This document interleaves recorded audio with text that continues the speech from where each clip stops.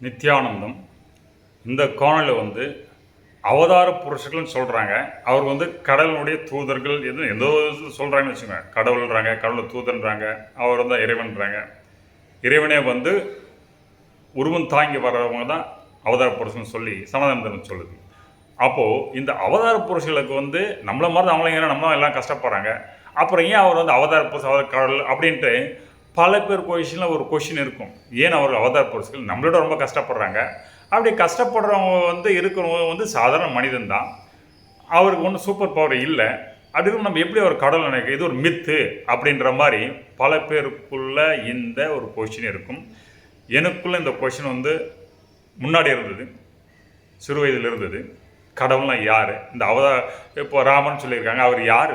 அவர் நம்மள ஒரு மனுஷன், அவர் ஏன் கஷ்டப்படணும் நம்மள மாதிரி அப்படின்னு ஒரு கொஷின்லாம் இருந்தது.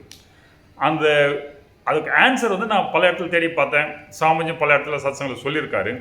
இன்னைக்கு அதை குறித்து எனக்கு வாக்கியார்த்த சாஸ்திரம் தான் உங்களிடம் பயிராளன் முற்படுகிறேன். இப்போது உயிர், இப்போது அவதாரப்பஸ் யாராக இருந்தாலும் அவர் உயிர் மூலம் தான் இயங்கணும், சோல். அப்போது இந்த சோலுக்கு உயிருக்கு 5 அவத்தைகள் இருக்குதுன்னு சொல்கிறாங்க. பிரதானமாக 18 அவத்தைகள் போகலாம் எக்ஸ்பிளைன் ஆனாங்க. ஆனால் 5 அவத்தைகள், அது அவஸ்தைகள் அப்படின்னு நீங்கள் சிம்பிளாக புரிஞ்சுக்கலாம்.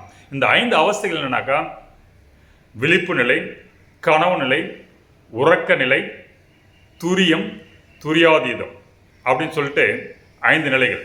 அப்போது அவதார புருஷர்களுக்கு இந்த 5 நிலையில் 3 அவஸ்தைகள் கிடையாது. எது? விழிப்பு நிலை, கனவு நிலை, உறக்க நிலை. இந்த 3 அவஸ்தைகள் கிடையாது. இது நம்மள மனிதர்களுக்கு இந்த 5 அவஸ்தையில் இருக்குது. அவதார புருஷர்களுக்கு துரியம், துரியாதீதம் இந்த 2 அவஸ்தைகள் தான் இருக்குது. அப்போது துரியம் என்றால் என்ன, துரியாதீதம் என்றால் நம்ம புரியணும். துரியனாக்கா அந்த மனம் எதுவுமே இருக்காது, அந்த பியூர் கான்சியஸ் வெளிப்படும், அது துரியம். துரியாதீன்றது அப்படியே அந்த துரியம் அவேக்கன் ஸ்டேட்டில் கண்டினியூஸாக இருக்கிறது தான் துரியாதீதம், சிம்பிளாக புரிஞ்சுக்கிறதுக்கு. இப்போது இந்த 2 நிலைகளில் அவதார புருஷர் இருக்கிறாங்க. அதனால் உலகில் ஏற்படுற எந்த விஷயங்கள், புறத்தில் ஏற்படுற எந்த விஷயங்கள் அவங்களை பாதிக்காது. ஏன்னா பாதிக்கிறதுனாக அது விழிப்பு நிலையிலேருந்து கனவுல உறக்க நிலையில் இந்த 3 நிலையில் தான் உயிருக்கு அவசியம் உண்டாக்கும். அந்த விழிப்பு நிலை, கனவுல உறக்க நிலை, துரியம், துரியாதீதம் இந்த பாதிப்புகளுக்கு அப்பாற்பட்ட நிலைகள். அப்போது இந்த ஸ்டேட் ஆஃப் கான்சியஸில் அவங்களுக்கு கர்மம் பாதிப்பு வரும்போது தான் அந்த எண்ணங்கள் உருவாகி அந்த எண்ணங்களின் தாக்க தான் மற்றவங்கள மேலே ஒரு கர்மச்சங்களை உருவாக்குது.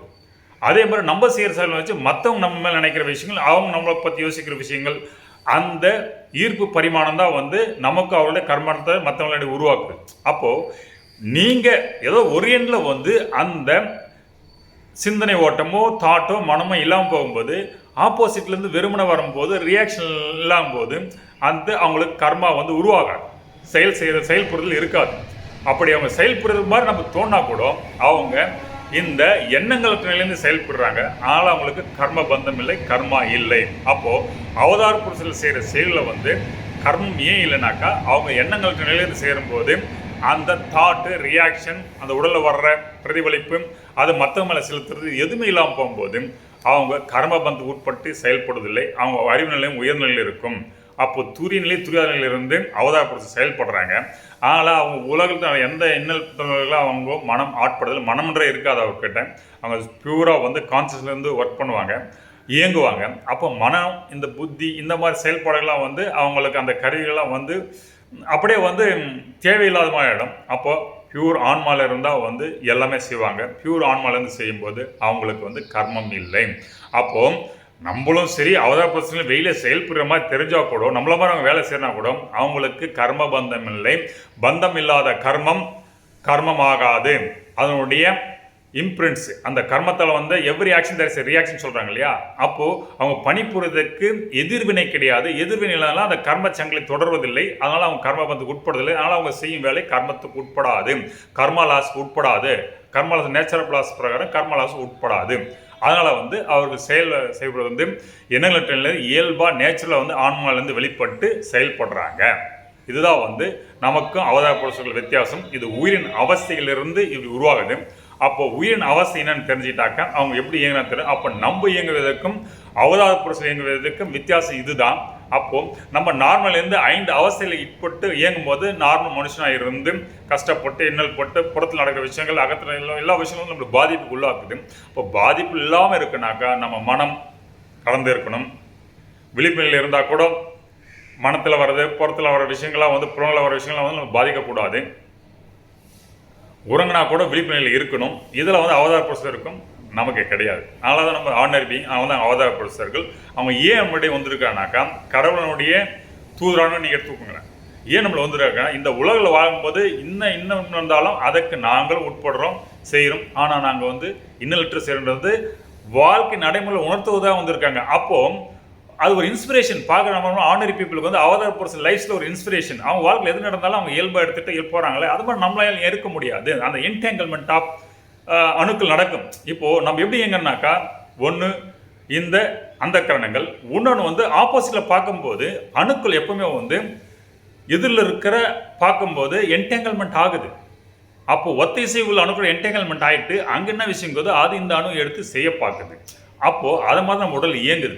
அப்போ ஒரு லீடர் இருக்கிறானாக்கா அவர் ஏன் இவ்வளோ பேர் இன்ஸ்பயர் ஆகணும், ஏன் இவ்வளோ கூட்டம் வரானா, அவர் சேர உள்ள சில விஷயங்கள் வந்து அணுக்கு லெவலில் அட்டாமிக் லெவலில் வந்து நமக்கு வந்து அப்சர்வ் ஆகுது. அந்த அப்சர்வ் ஆன விஷயம் எது நமக்கு பிடிக்குதோ அட்ராக்ட் பண்ணது ரொம்ப அது என்டேங்கல் ஆகிட்டு அது வந்து நம்மளுடைய இயல்பு நிலையாக மாறுது. அதனால் அவங்க நம்மளை அட்ராக்ட் பண்ணுறாங்க. அப்போது நம்ம ஒவ்வொரு அணுவும் வந்து என்டேங்கிள்மெண்ட்டில் தான் இந்த உலகத்தில் இயங்கிட்டு இருக்குது.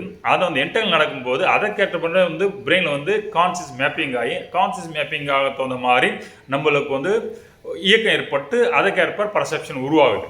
அப்போ எல்லோட பிரெயினும் வந்து 100% இயங்குறது இல்லை. நம்ம 3-4% தான் இயக்குறோம், 2-4% தான் இயக்குறோம். ஆனால் அவதார பர்சனுடைய பிரெயின் பார்த்தீங்கன்னா 100% இயங்கும். ஏன்னா வந்து அவங்களுக்கு வந்து தங்கு தடை இல்லாமல் சக்தி ஓட்டம் போகும்போது பிரெயின் எல்லா பார்ட்ஸும் ஆக்டிவேட்டாக இருக்கும்போது சக்தி ஓட்டம் அதற்கேற்றப்ப என்ன நிலையில் எப்படி வந்தாலும் வந்து ஜஸ்ட் பியூர் சித்திரலேருந்து எல்லாமே வெளிப்படும்.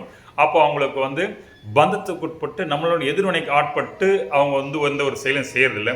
அதுதான் நமக்கு அவர்களுக்கும் இயங்கு விதத்தில் இருக்குது. அப்போ நம்முடைய சாஃப்ட்வேர் வேறு, அவதார பொருள் சாஃப்ட்வேர். அதனால தான் அவங்க அவதார பொருள் சொல்லுவாங்க. இவந்தோ பார்த்து மனிதனமாக தெரிந்தால் கூட அவதார பொருள் ஏன்னாக்கா நம்மளோட உயர்நிலையிலிருந்து உயர் தளத்திலிருந்து உயர் டைமென்ஷன்லேருந்து அவங்க இயங்குறாங்க. அதனால தான் அவதார பொருட்கள்.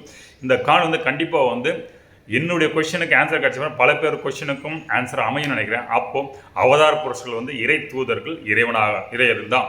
குருவே வந்து உருவம் தாங்கி வருவது தான் அவதார புருஷர்கள். அப்போ அவர் இறைவர் தான். ஓகேங்களா? இந்த காணொளி கண்டமைக்கு நன்றி. நித்யானந்தம்.